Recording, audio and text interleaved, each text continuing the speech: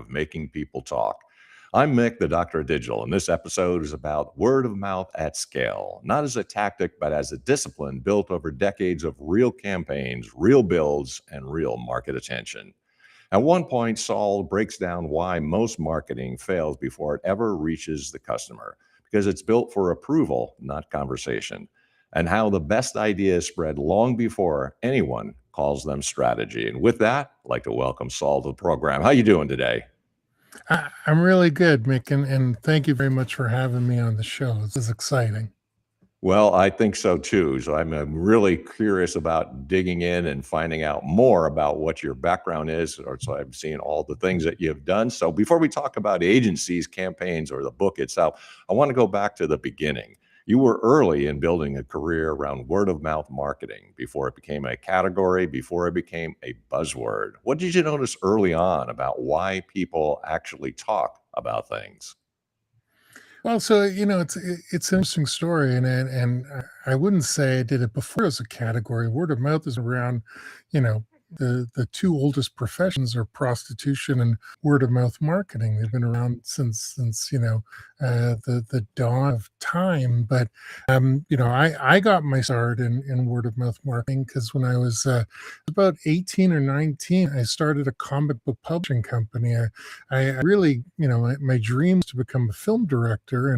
And, I'm old. So when I was 18 years old, we didn't have iPhones that you could shoot a movie on. If you wanted to make a movie, it cost a few hundred grand. So I started, writing stories and making my movies kind of on paper and comic books. And I was selling a superhero comic book with characters nobody had ever heard of for about $1 more than they could buy Batman and Superman. So I really, I took every chance. I did everything sort of the opposite of conventional wisdom. And that's really how I taught myself and learned the foundations of, really great word of mouth marketing, and, layered that on top of actual marketing disciplines and actual marketing education and training. But, the greatest successes I've had in my career have been from following my own sort of formulas and foundations as opposed to, the textbook classically trained marketing things. And that all came from, just starting my own business and not having anyone tell me, that's ridiculous. You can't do that. Yeah, you can do it, right? Well, before the agency, before the title, what originally pulled you into marketing that people actually talk about? For me, it was always just about connecting with people. It's marketers. Some marketers get a bad name because it is about coercion and it is about, we'll call it light manipulation or however you want to think. But for me, it was about really identifying what it was that made people want something, what it was about made people desire stuff, and giving it to them exactly how they wanted it. And that to me is always really exciting. Or if you can't give it to them exactly how they want, give it to them a way they've never imagined possible. So like I come from a comic book background. I come from an entertainment focused background. That's really how we've built our agency, but it's really always been about entertainment first as opposed to performance marketing first, or drilling Hmm. metrics down to the Yeah. smallest granular level and things like that. So it's been always been a very human approach to things. I think that's why people work with us. Like we do edgy work with things that really make people think and scratch their heads. And we can only do that because we understand the target people we're going for. We'll offend people who aren't customers. We'll do things that people can't believe, they're shocked by, they clutch their pearls and all that stuff, but they're not our customers. So I wouldn't care about offending those people. It's all about offering and servicing something exactly to the people who want this product. And that's what, you know, It's one of the places marketers fall down. Everybody's trying to be broad. Everyone's trying to make everybody happy. But if everyone's happy, you don't have an interesting product. You don't have a product that people are going to be loyal to. You don't have a product that people are going to be talking about. It's really about love and hate are the thing that gets people to talk, and you have to really identify those things and work around those things. I see. It's very interesting. You've worked across startups, agencies, and major brands. When did you first Mhm. realize attention behaves differently than traditional marketing models suggest? So I would say that I never went down the path of traditional marketing. So it's I've had a really strange career. I don't know if I'd wish it upon anybody. I had the highest of highs where I'm on the covers of magazines, and I've had the lowest of lows when all of a sudden people stop doing word of mouth because they think there's this new thing called growth hacking or whatever, and we're going to follow that trend or go in that direction. So, I've never gone down the path. My whole strategy for my personal career has been the greatest in the world at a tiny sliver of a skill set. So if anybody in the world, and I've worked in 6 different countries, if anyone in the world needs word of mouth marketing, I'm the best there is. If you're looking for SEO or whatever, I don't take those projects. I don't try to pretend that we're a full service agency and things like that. We're catering to brave brands and brands want to be brave. And we're offering them a very, very unique and powerful solution. We're not trying to compete with, you know, almost anybody. There's nobody doing what we do as well as we do it. That doesn't mean that we're the biggest or the most popular. There's a lot of people with, you know, more awareness and all sorts of things that don't do things as well as we do. But they're also trying to do everything for people. We're only trying to do one specific thing, and we're the best at it. Mhm. So, kind of curious then, like you've built your career around word of mouth. What's the most misunderstood part of what you actually and how it actually spreads? I think the biggest the biggest misconception, people think word of mouth is luck, and they think it just happens, but word of mouth is engineered. There this is where you separate yourself from 99% of other marketers in when you're talking about word of mouth.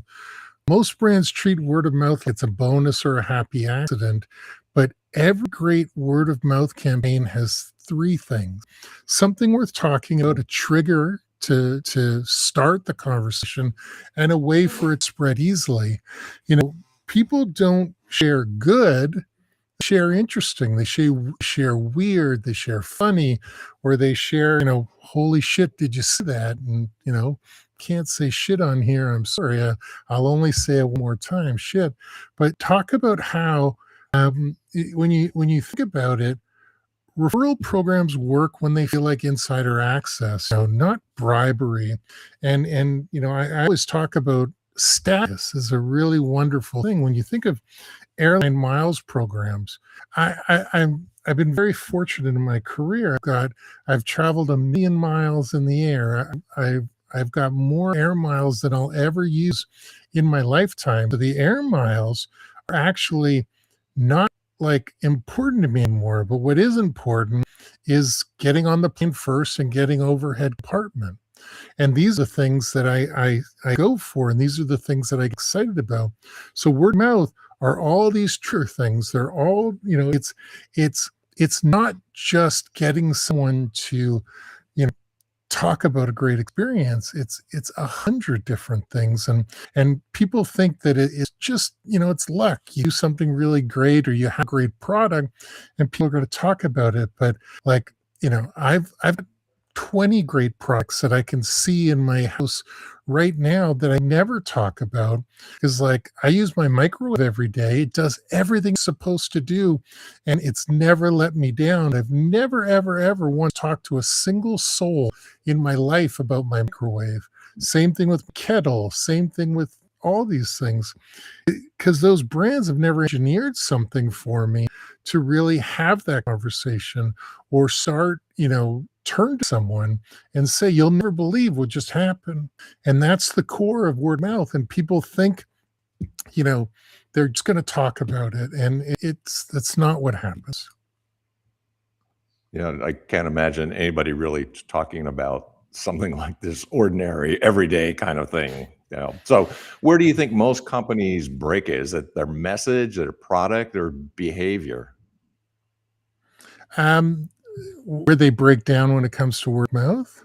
Yeah, when they come I down to their message, like what goes wrong? Well, I just don't think they think about it at all, and they don't, prioritize it at all. Most brands are cowards.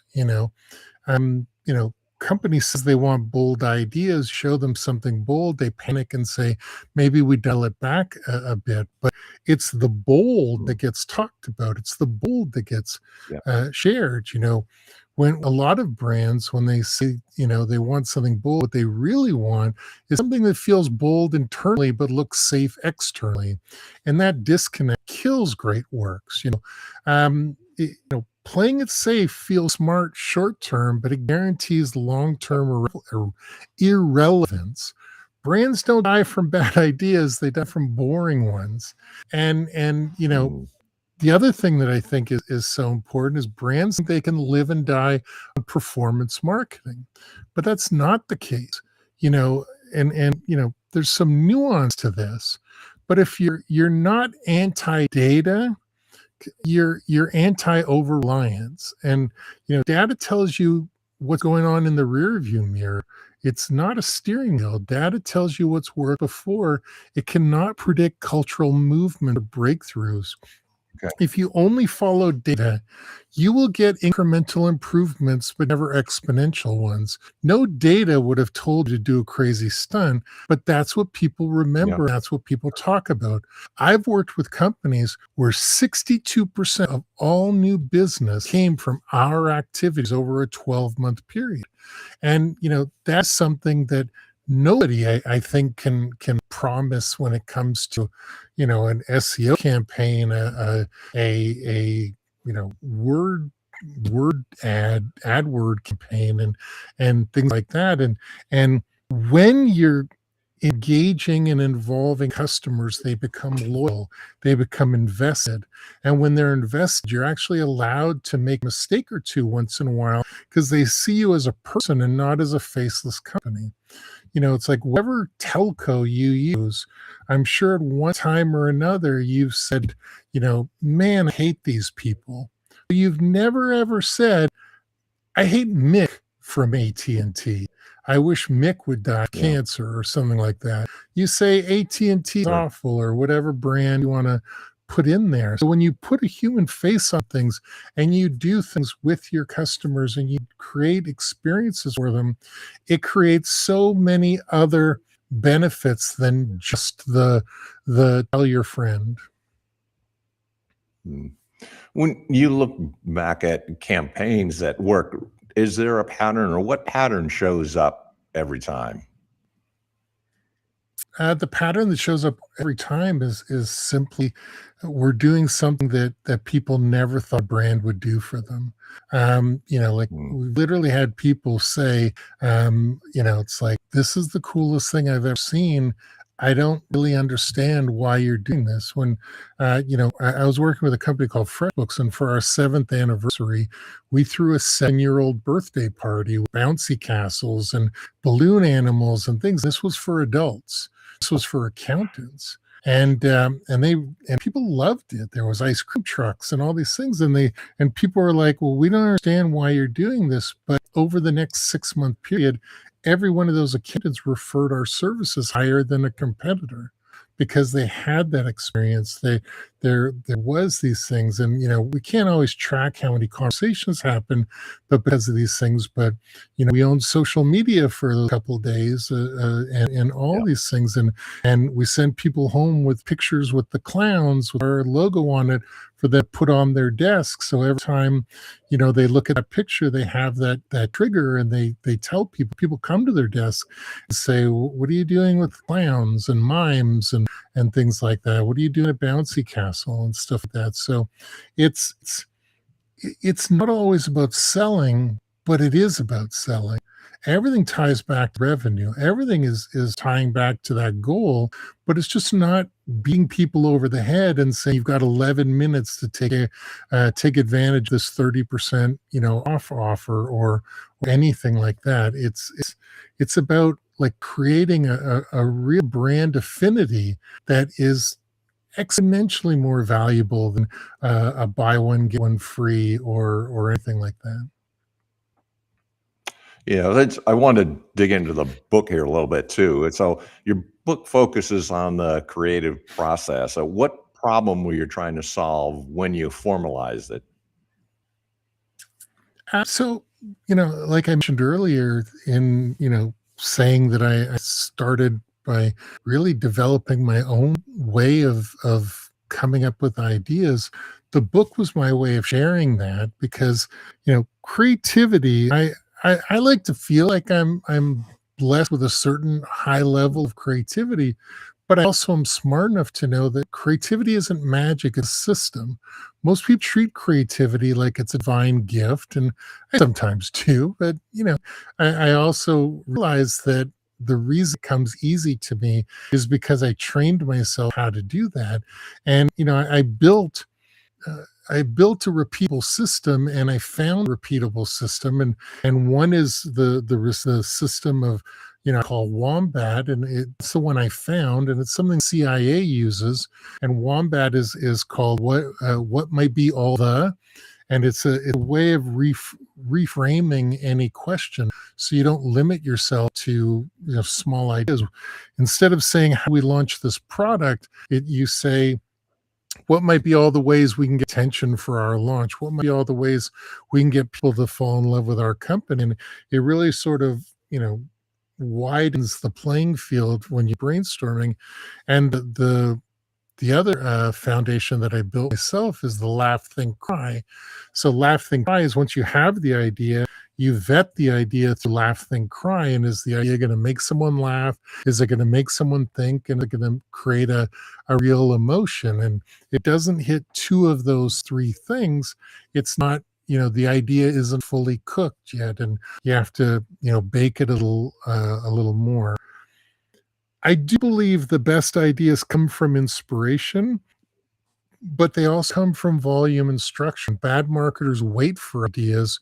Good marketers or good creatives generate 100 and pick three. So creativity is trainable. I've cracked the code on it. It's happened to me for through like I said, a reasonably good 25-year career that's still going and still performing at an incredibly high level. So I want people, like, if I have one legacy in this world, I want people to think like me and carry my name on, and carry me around the room on their shoulders, and stuff like that, because there's no reason that the next 3, 4, 5 generation of creatives can't be better, smarter, and faster by using these foundations. So when you talk about creativity and marketing it, what is it? Is it about structure, freedom? What is in creativity in your work? All those things, but most importantly, most marketing fails because it's forgettable, not because it's wrong. Nobody remembers 90% ads, not because they're bad, because they're invisible, and invisible is kind of another way of saying safe. And invisible is another way of saying dead. You're not competing with competitors, you're competing with everything else in someone's brain. So when you create a volume of ideas, and you don't limit yourself to the way everyone's always done it, or best practices and things like that, you have a much higher chance of breaking through and getting through. Because remember, the job isn't really attention. um, your job is reaction. at least in the world of getting people to do something or tell something or whatever. Like anyone can buy attention. They just buy ads, billboards, TV. But if it doesn't make Right. someone laugh, if it doesn't make someone think, if it doesn't make someone feel something, the laugh, think, cry formula, if your marketing doesn't trigger one of those things, it's just wallpaper. It's garbage, it's toilet paper. And it does come back to what I said most brands are cowards. Best ideas often sound really stupid at first, like a 7-year-old birthday party and stuff Yeah. like this. And this is really important for founders and marketers listening. If an idea feels instantly comfortable, it's probably not only been done, but it's never gonna cut through, and that's instead of saying what might be all the ways, your best stuff probably started as this might be dumb, but and that's a great way Mm. to start a conversation. That's not a red flag. That's the signal, and like Yeah. I could go on forever on this, but it's so important. Like now more than ever, we live in this noisy society where nothing, and people are so jaded and suspicious. If you're not really doing cool stuff. You're pissing away your money and patting yourself on the back. You got a 1%, or 0.7% increase in your revenue or something like that. You should be like everything should be going for calculated like triples and stuff like that. Sure. My microwave works great, but you're right. I've never talk about it to anybody, but because it's Mhm. not memorable. So you talk about this laugh or cry. Is that what your idea? That's how you say something is talkable before it hits the market? It's that laugh or cry thought? Yeah, think, laugh, and cry. Laugh, think, cry. If you can hit two of those three things, if it's something that's going to make someone laugh and it's going to make someone think, and if it's going to create an emotion, if you hit 3 out of 3, I can almost guarantee you they're going to tell a handful of people about whatever you just did and whatever you shared. Like it sounds so simple, but it's literally been, I've generated a $1 billion over the last 25 years for my customers, for my clients. And I've never veered from this formula. Trends come and go. I never ride trends. Like I said at the beginning, I want to be the best at the world at a tiny sliver of a skill set. Because when you're a specialist, trends don't affect you. They may wipe you out and make you not relevant. But it's like, how many people have you seen that became the Google Plus expert when Google Plus launched, and 9 months later, when Google Plus didn't set the world on fire, all of a sudden they're the expert in Pinterest, or they're the expert in whatever. And if you pay attention, all of a sudden you realize they're not an expert in anything. They're just riding the trends. The great people, at least the way I've done it, is I ignore all trends, and I know one thing, and I know it better than anybody, and it's created $1 billion over 25 years, and very very few people can say that. Yeah, speaking of the book again, what you've captured there, you've written a book after decades in the field. What changes when your work become codified into a framework, and how did you do that in the book? It's always been a framework in my head. And I think that it just took me a handful of years to actually realize that. And then once I realized it, I've been thinking of writing this book for a decade, and I just never got around to it because I was too busy. And the only reason I wrote it even now is because I took some time off to care for my dad. He was dying. I basically wrote I see. this book in his hospital room while I was sitting, and he would look at me and tell me that I'm wasting time and not doing anything. So I wrote the book while I was with him over a 6 month period and stuff like that. But I've always had the formula in my head, and I've been sharing it for years in the form of keynotes and things like this. So this is not a new revelation for me. It was more of the book lives because of my dad dying, and I had time to actually write it. Yeah. So the writing the only creative process that matters, clarify your thinking or just document what you already knew? The thing that the book really helped me was to the the frameworks were as clear as day. But I wanted to write a real book, not like a short book, and I wanted to include real world examples and things like that. So, if anything, the book like really forced me to do a lot of research and go through all the stunts I've done in my career and all the amazing campaigns, because I've done so much that I forget like a third of them. I've literally had people come up to me after I deliver a keynote and tell me what their favorite thing that I've done in my career. And the minute they say it, I remember it, but it's just like it's not top of mind for me because I'm always looking forward. I'm never looking back. It's like I've had a really great career, but if I'm only sitting around talking about the good old days, nobody's going to be interested in working with me. It's always about looking forward. So I don't spend a lot of time reflecting very often. So if anything, the book sort of forced me to reflect, and it was a nice journey. Maybe you could give advice for some others. So, how should operators think about turning their lived experience into something teachable? I'm not sure I have the best advice for this. I could tell you, like I said, I did it because a little bit of ego, a little bit of legacy, a little bit of my dad telling me I should do it, and stuff like that. I'm not sure I would have ever gotten around to it because like I'm all about my clients. I'm all about the projects, and so I'm not sure I'm the best to ask about this. You know, has word of mouth changed in the era of social platforms, or what has changed with the social media? So I would say social media in a lot of people's minds, they think that is word of mouth, but in truth, 94% of word of mouth happens offline.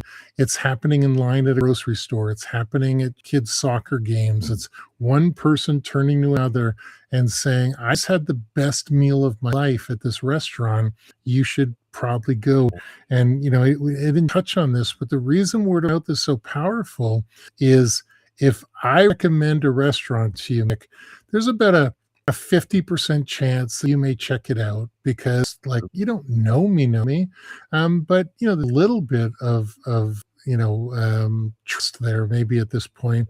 But if a friend tells you of a great yeah. restaurant, there's almost a 90% chance you'll at least look into Mm, it or check it out because the backbone of word of mouth is know, like, and trust. You know somebody, if you like them and they try and you trust them, it's almost 90% accurate that you will do what they suggest you do. That's why a lot of influencer mm, campaigns don't always work because people may know a celebrity, they may like a celebrity, but they may not completely trust the celebrity because they know they're getting paid for that recommendation. When it comes from a really good mhm. friend, it Sure. goes much higher. Mhm. For are we better or worse at creating things that people talk about today with social media? I think people believe we're better, but just posting something social and sending it out into the world is very um, low return, low stakes kind of word of mouth. And like I said, people think that that is word of mouth, and it's like they say tack on my hashtag or whatever, and like there's been some things that have caught lightning bottle like the ALS water campaigns and stuff like that. Like that stuff did take off, and I give them all the credit in the world for doing stuff, but man, that's almost impossible to repeat or do. Like, how many other charities tried to do something with no success whatsoever? It's like there's always going to be, lightning that some people catch, but you're not going for the lightning, you're going for the long term. Yeah. So we've talked about the book. We've talked about all the impressive work you're doing. So how do people get a hold of the book? How do they get a hold of you? Could you provide contact information so they can reach out and get the book at the same time? Yeah, you can find me anywhere on the internet at Saul Colt, all one word, SAULCOLT, all the platforms, or at least most of the platforms. And if you want to grab the book, it's available at Amazon. The Only Creative Process That Matters by Saul Colt. You can also get an autograph copy for the exact same price if that's your thing at my website, theideaintegration.com. Well, it's awesome, really insightful to see what you're doing and all the great work you're doing, because we'll all talk about it now after the episode and all the things you've done. Thank you very, very much for your time. I know you're very busy, so I appreciate you taking some time and chatting with me today. I appreciate you having me. Thank you. This was a lot of fun. Yeah, I think so too. Take care. Thank you. If you like the program, hopefully you'll subscribe and also say like and pass the word around, mouth around. So I also want to thank the sponsors of the Dr. Digital podcast. That's the publishers of both Burning America and The Best Interests of the Children and On Track, Ian Hunter. Thanks for joining me today until we got another great episode coming up and coming your way. Thanks for listening. Subscribe, like, and tell the word of mouth. Would appreciate it. Thank you so much. Until next time, Deus Vult.